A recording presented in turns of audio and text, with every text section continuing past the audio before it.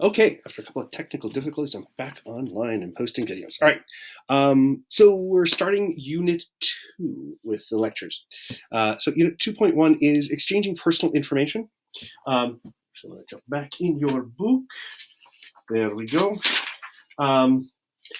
So this it's another incremental step in those initial conversations. So we're now going to be asking yes/no questions and taking all that eyebrows up, pointing at someone, and then me, yes, or not me. We're going to take all those and sort of put those together with some new vocab. So, oops, and of course, there we go. I'll post the lecture there. All right, so the goal of this unit is this basic conversation. Are you, hearing or deaf, student, teacher, learning ASL, learning another language, learning at a school, and then the answer, yes or no, and then if it's no, correcting the response. And then both people going, oh, that's cool, right? So I've included the videos. Again, I'm not putting a lot of the GIFs in because that really slows the recording. So asking a yes or no question. Remember that what we do is the eyebrows go up and we kind of lean forward towards the person. You happy? We're checking. Right. So eyebrows go up. Generally, remember that kind of rule is if you're ending with a WH question, eyebrows are going to go down.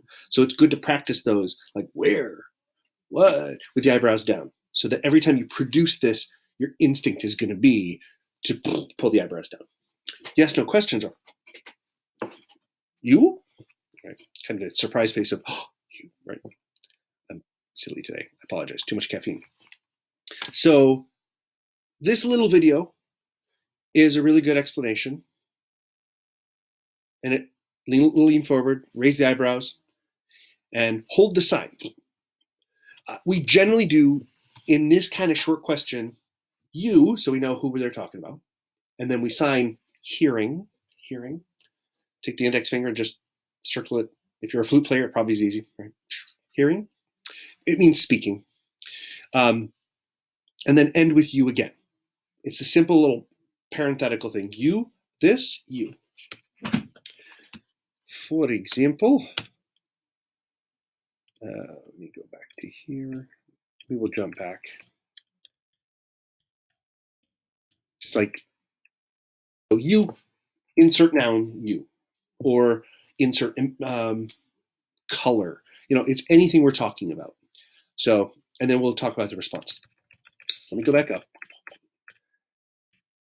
Seems like there's a whole ton in this unit, but we just break it down pretty simply. So the affirmative answer, point yourself. You can repeat,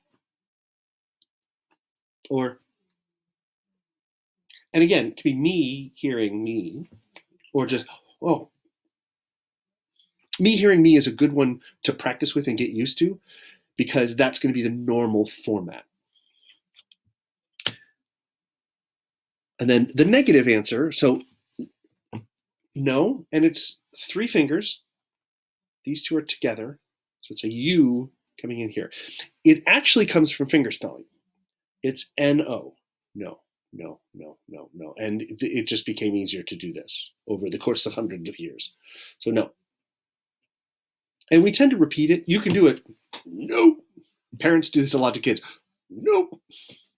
And sometimes you'll see it like it looks like a 30, 3-0. 30 is actually curved. The fingers curve when you do it. No is flat. Almost like a beak. Actually, we use this for like duck or a flat-billed beak. So no, or no, nay. There are other negative signs. We'll get to them later. For right now, all you need is not or no. Okay. Then correcting. Then we add the positive statement right afterwards. So the initial question was,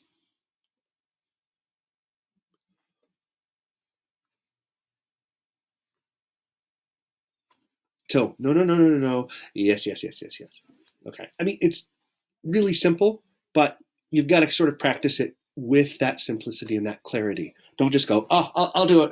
I'll do it when it comes up. I'll be fine. Practice those patterns. Because as I've said in previous ones, so much of ASL is this kinesthetic memory. It's what your body remembers. Because there are too many pieces to try to pick. Okay, my eyebrows have to do this, and then my hand has to do this, and then move to this, and the hand shape. There's too many pieces. So if you start programming your body to respond to where or what with eyebrows down, it's one less thing you have to think about because they're already associated. So, oh no.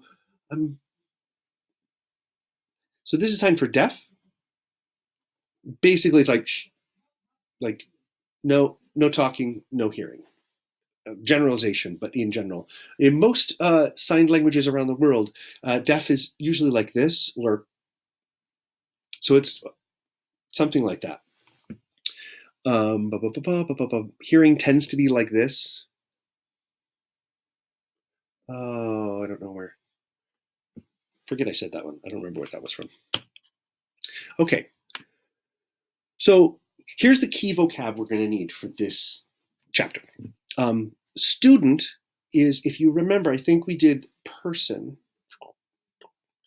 in a previous unit. So we learn, we take from the paper, suck up the information, and put it in our head. Learn. So learner. This is, I'm a student at, or I'm a student of.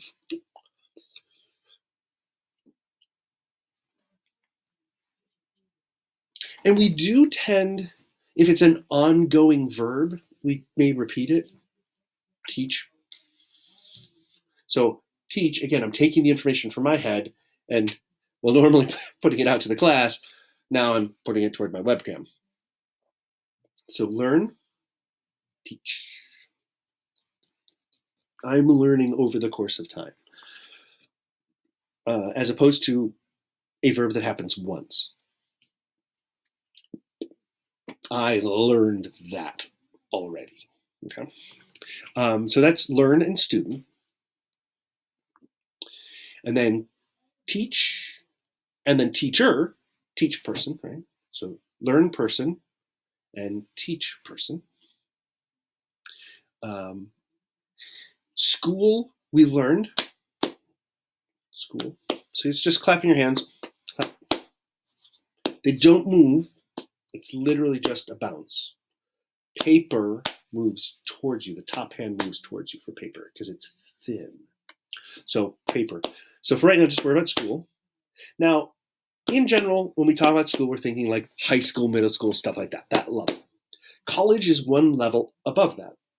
So college. And then the next one is a class. And, 2 slides from now, we're going to see a picture of a class. Class. So it's a group of people. This is actually the sign for group of people. When we use it in school, it means class or club, which I'm going to send out a video. Hopefully the ASL Club will send out a video. They're doing hybrid meetings, but I will catch you up on that. But class, club. It's the ASL for group. You will oftentimes see it with C's. It's a very signed English way of doing things. It's a very hearing thing to do class. There are many signs in ASL that do initialize, but I think, as I've said before, as a culture, as a language community, trying to get rid of those to go back to sort of the purity of iconic meaning as opposed to class. My teacher, starting with the letters. If you've taken any signed English or heard about that, that's what that was. It's to make the English more understandable. Icky. So anyway, class. School, college, class. Then we have deaf, right? And you can do ear to mouth or mouth to ear. Doesn't matter. They're both the same. An old sign of deaf was this. And you will still see it in very formal settings. The National Association of the Deaf will use that.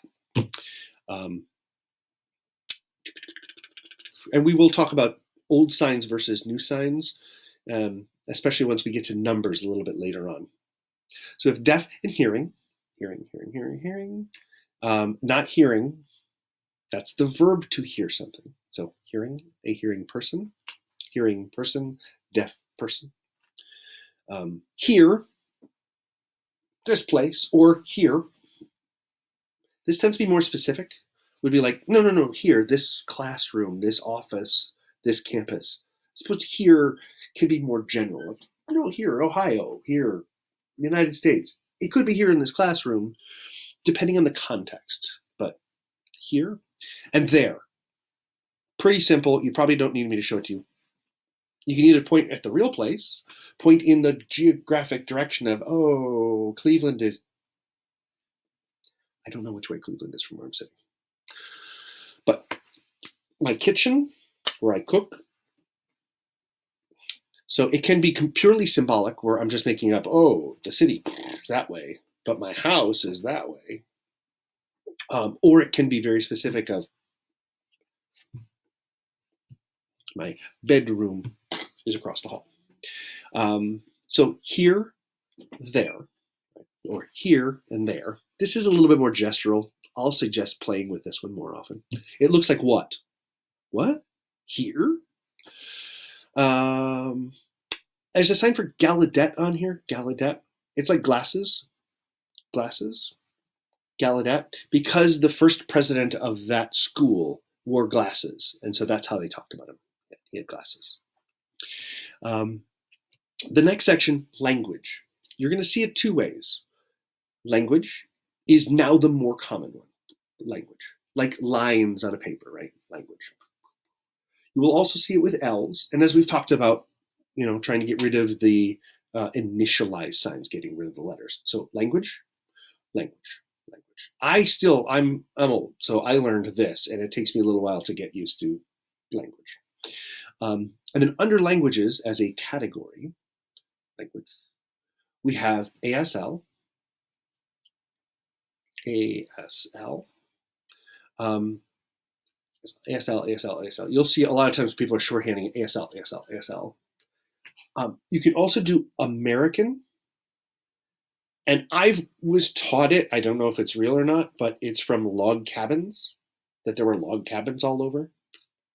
So it's the image that sticks in my mind. If it helps you, it's great. It could be the melting pot, we all come together. So America, and sometimes you'll see it with thumbs up, sometimes you'll see it with thumbs down. It's kind of a regional pronunciation, depending on who you learned it from. So American, sign, a little wheel in front of you, sign, and then language. American, sign. I go right to L, language. English. How I remember English is, if you've ever seen pictures of men, in their suits, like Magritte paintings, where they're wearing the derby hat or the bowler hat, and they're standing there in their suit with their umbrella closed but hanging over their wrist. So that's what I think of when I think of the sign for England. England, and English. England, English. This hand can be whatever. It's just sort of a placeholder. England. France and French. It's the letter F, and you twist it. And I always think of in those, Three Musketeers movies where the people have the big frilly collars and shirts and have snuff. Oh yes, bad, or have a handkerchief. And, Monsieur. Mm-hmm. So France or French, and you just take it from down and twist it up. French. Spanish. There are two different signs. Kind of like you're taking a cape and hooking it in front of you. Similarly, there's a one-handed version of, so it starts kind of with the thumb on your chest, and then you flip it around so your pinky's on.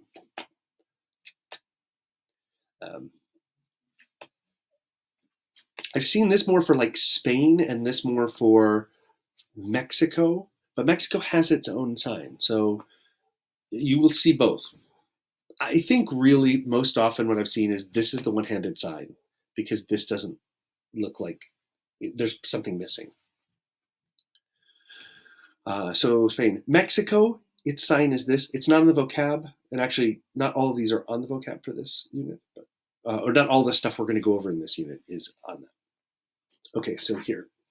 So that's Mexico. And then we have yes.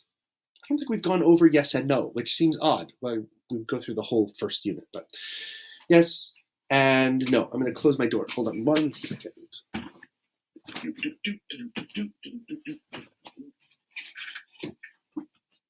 Okay.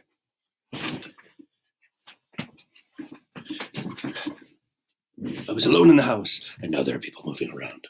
Okay, so there's yes, and it's just like a nodding head, which then makes it confusing because no, again, is this. It's not this, is this. So, yes. So if it helps to think, just nod to yes. It probably comes from why yes, since no is no, probably comes from this. And sometimes you will see people, for emphasis, go, yes, oh, I like that, yes. They'll do that slow finger spelling. Like people who want to sign shy, but really want to emphasize it, we'll talk about, oh, when I was a kid, shy, and that's almost like caps with exclamation points, right? Like my mom sends text, all caps. The last one on here is OIC, and it's not OIC. It's oh, I see. It really reminds me of the very little that I know about Japanese, where they say so, right? As a sort of, oh, yeah. Fills the same place. So. This is actually that, the sign for that. That. In ASL, we use that in a really interesting way when we're talking about something where someone asks, for example, if someone is saying, oh, hey, did you see what was happening on that with those people over there? Oh, that. That was not a really clear example. My friend grew up, he's an interpreter. His parents are deaf. And so he was, as a kid, his first language was ASL. And we talk a lot about how signs were introduced to the language over time. A big part of that comes from, if you remember in Through Deaf Eyes, they talk about ASL kind of going underground after 1880 with the Milan Congress, the Milan Conference, where they basically said that sign language should not be taught, or education should not happen for deaf students using sign language. It should be all oral. And after that, ASL kind of was put off to the side. That it happened more in the residence halls at the schools for the deaf, as opposed to out in public. So there was not a lot of language development from 1880 to 1960 when ASL was finally first officially sort of accepted as a language. So there were a lot of things that there was no sign for, and the since have developed signs. And one of them was, he said there was no sign for like yard. Like if you wanted to mow the lawn, there wasn't really a sign. And what his dad would sign would be like grass, green, that. So grass. So it's like if I'm the cow, here's the grass in front of my face, right? Grass, green, area, that. So that thing I just described, that's what I'm talking about. Whatever the word is for it, it's that. So that is used a lot in ASL. Oh, that. Someone saying, well, what would you write? Would you rather do this or would you rather do that? That. That's what I want. So we use that a lot. So that's OIC. Oh, it's kind of a that. So. It's a lot of information for one slide. I know.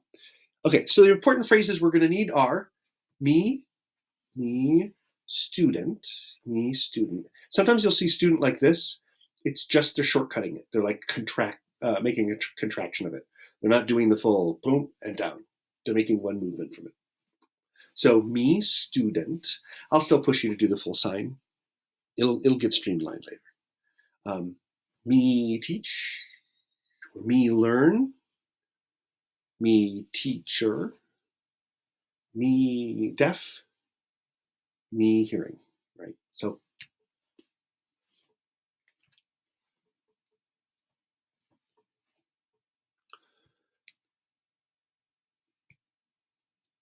and notice I'm nodding through all that, right? Because it's an affirmation. Simple statement. Now we can add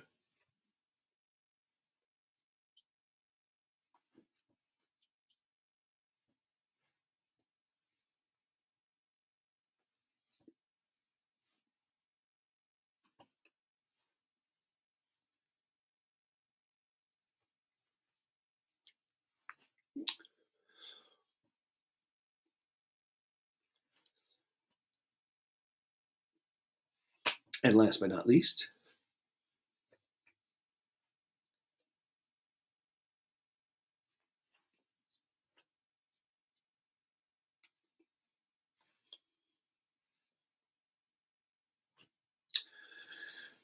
so any mix and match you can do with any of these, but you can see they're pretty simple phrases.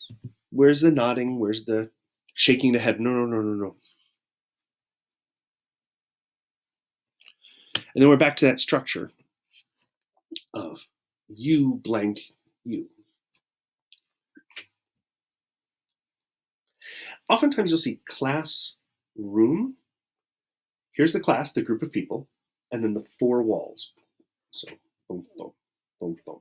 So you show the box, right? So you'll also see classroom initialized. Don't copy me if I do that.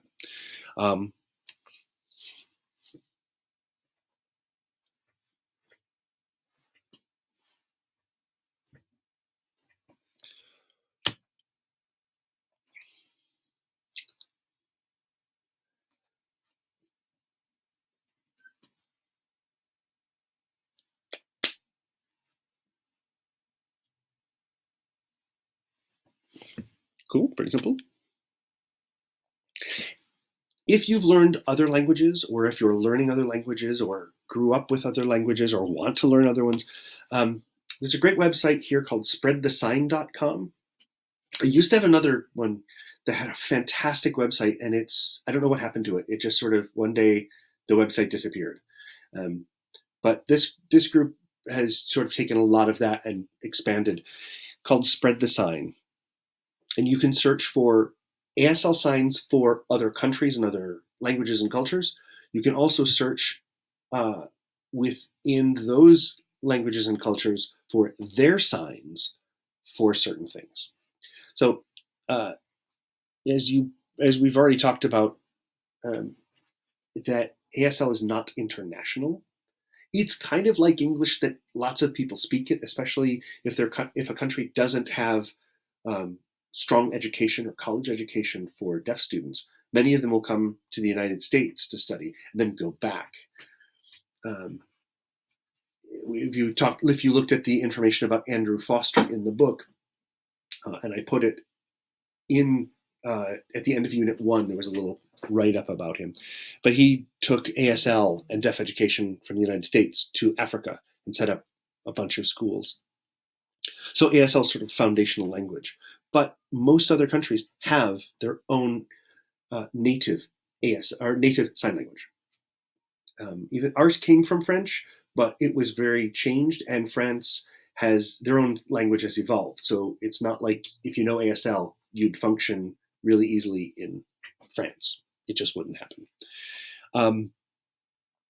So it's a great website if you want to learn other things. If you have someone, a relative or a friend who's a pen pal from another country and you want to start learning each other's sign languages, this may be a good place to go. So now, a little thing that is it's not really in this chapter, but I find it's a good place to add it in. It's a review from what we did in Unit 1 with instructions. The idea of a noun and a verb. That a noun is 2 taps. And a verb is 1 action. work is a difficult sign to apply that to, but learn. I learn it once. If I'm learning over time, I can keep repeating it. Teacher. So there's 1, 2. Boom, boom. If we have that sort of finality, school, classroom, get a real feel of that double beat. And again, we'll repeat this stuff in ASL 3. We always come back to it in almost every course. We talk about the difference between verbs and nouns. And most of the time, it's a matter of, is it clear? So it may not be clear at first. And the reason why I bring it up is all these people in here are doing something. And we'll gradually add in vocab for all those things.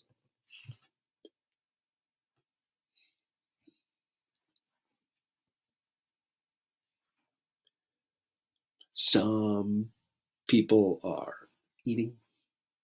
Some are sleeping. So we will come back to this picture a couple times, talking about activities that people can do in a room, in the classroom.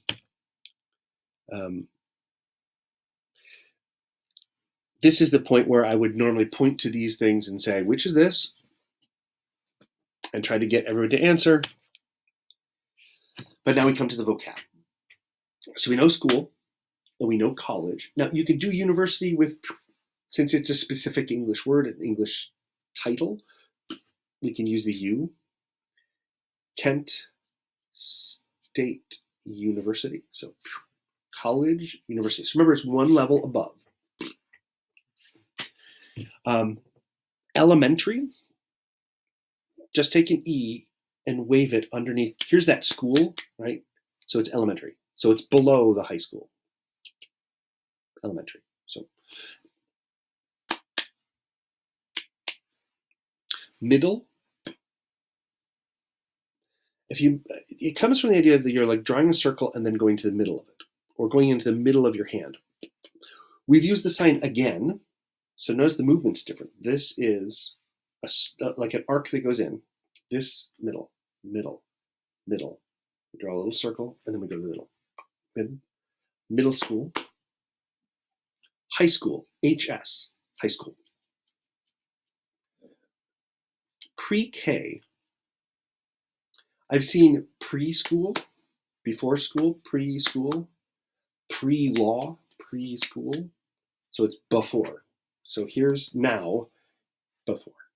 Preschool, pre-K, pre-kindergarten, kindergarten, right? Pre-K, pre-K. When we talk about the years in school, we will be using a list. Let's start with senior, just because if you're senior and you have senioritis, you are the top dog, right? You are top dog. Boom. I'm this. Boom, boom, boom, boom, boom. So senior, junior, sophomore, freshman. And this is, it comes about because it would make sense if we did senior, junior, sophomore, freshman. But a lot of deaf schools would have, especially colleges, would have a pre-college program to make up for some of the problems with deaf education with English and math. So like Gallaudet has a pre-college program that was really important for a lot of deaf students to be ready. So we have senior, junior, sophomore, freshman, then pre-college program. Notice how we're setting up a list. So we have an order to how we present information on the hand, the oldest to the youngest.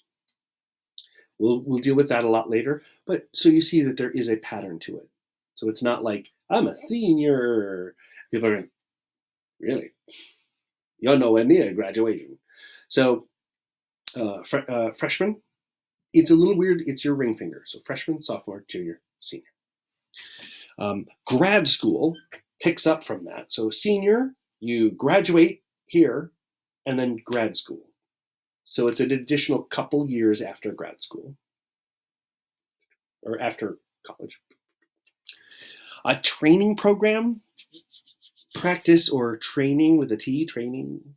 You'll see internship with an I, internship.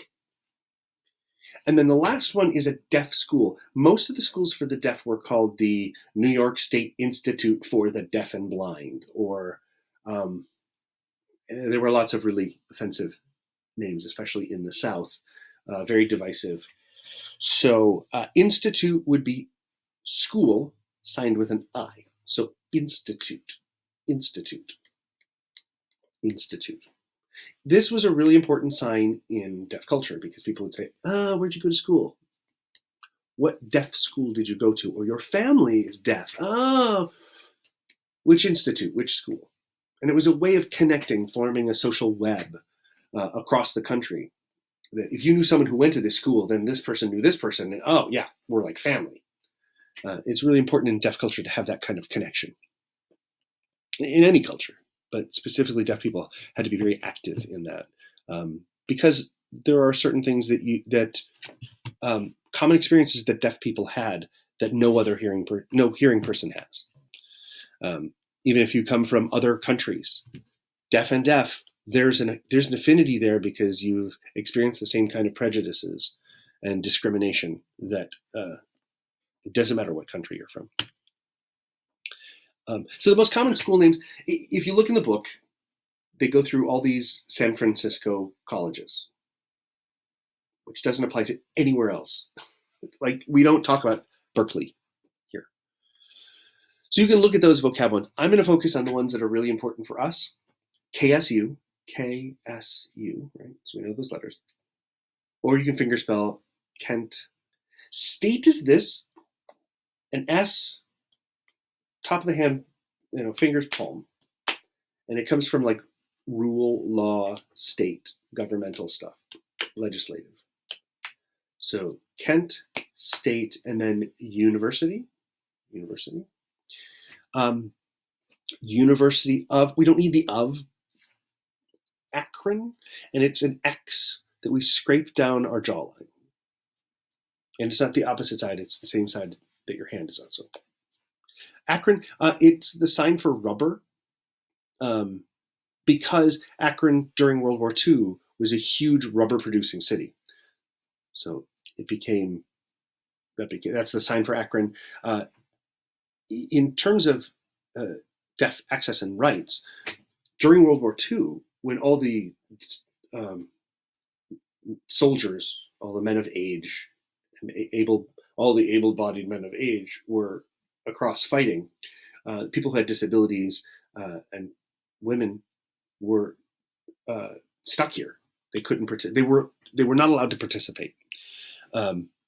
So they became the workforce. Everyone knows Rosie the Riveter. Deaf people also were empowered. A lot of the factories started hiring deaf people to come in.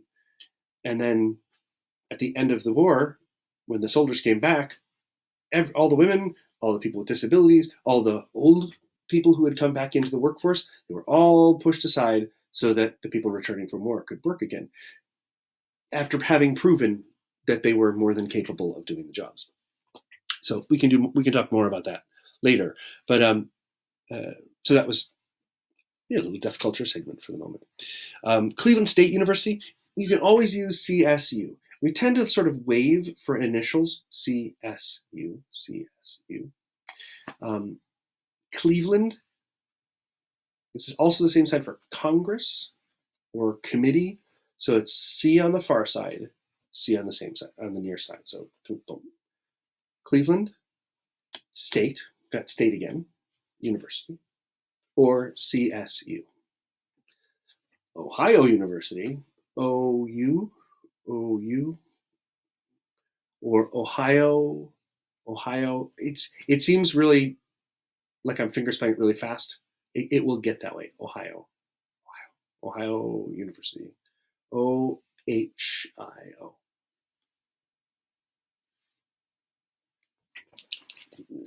I don't know.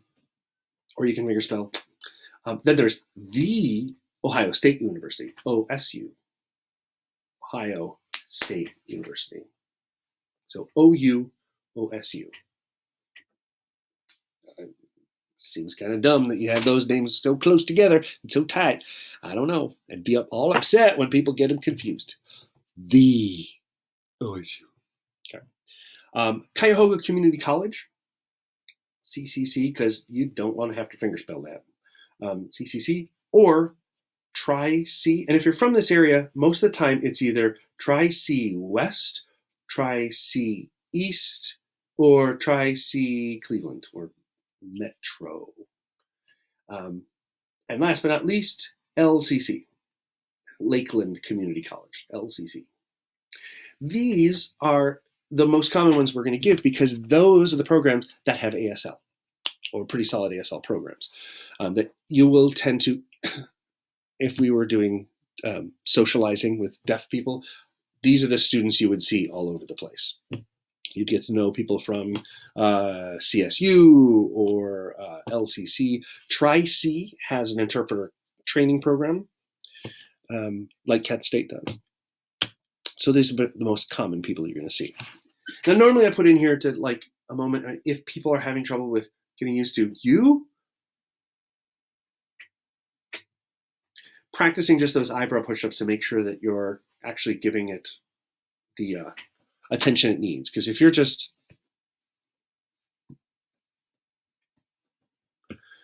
if you've got too much Botox up here and these things aren't moving, you've got it. We're gonna have to figure out other ways, like exaggerating that body movement. You? Okay. So it's silly, but hearing people, we're not used to using mobility. Oh, here comes my cat. Okay. So back to that same sentence structure.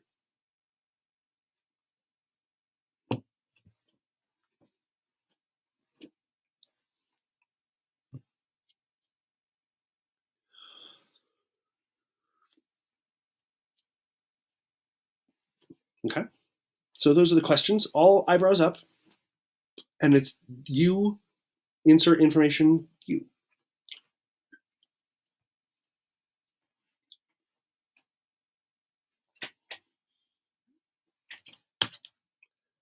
So the negation side of that.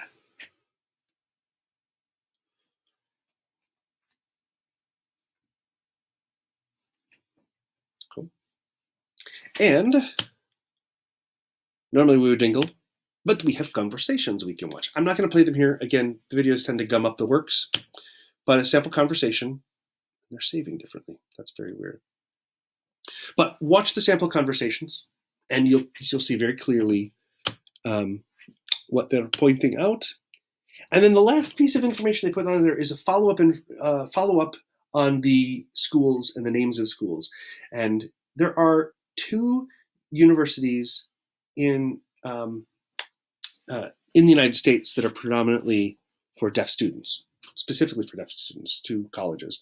There's a third one as part of the, there's a third program in California, California State at Northridge, California State University at Northridge, CSUN, CSUN. And they've got a very strong deaf program, but it's a little different because it's part of the state system. They also have a program for deaf people that's very popular. Gallaudet was the first, 1864, I believe, is when it was established. And it's right downtown DC, and it's got about 2,000 students. It's a liberal arts university. It was Gallaudet College for many years, and then I think 10, 20 years ago, it became, right around 2000, I think it turned into Gallaudet University. And all the classes are taught in ASL. I want to be specific that it is the most deaf-friendly university probably in the world. It's very accommodating. Anybody who's deaf, if you are deaf, you can get accepted to there. Sort of like in-state residence. If you're a resident in a certain state, you may be able to get into the public universities there automatically. Gallaudet has that specialty. If you're a hearing person who wants to study at Gallaudet, and if you're majoring in ASL or in interpreting or want to really go a deep dive into language, I'd recommend using Gallaudet as your study abroad.